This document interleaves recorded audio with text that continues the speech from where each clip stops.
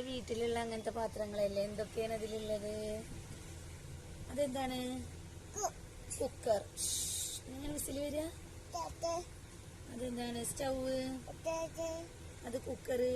Stove വെച്ചിട്ടോ mama ഉണ്ടാക്കും.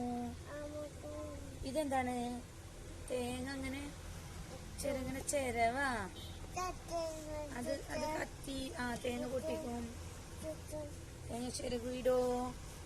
ഉപ്പൂണ്. കണ്ടോ? ഇതിലെന്താ ഉണ്ടാക്കുക? ദോശ. എങ്ങനെ ദോശ? എങ്ങനെ? ഇതെന്താണ്? ഇത് മിക്സി അല്ലേ? ജ്യൂസ് ഉണ്ടാക്കണേ.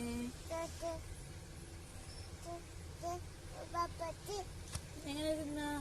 എങ്ങനെ സൂപ്പർ പറയാ തിന്നിട്ട്?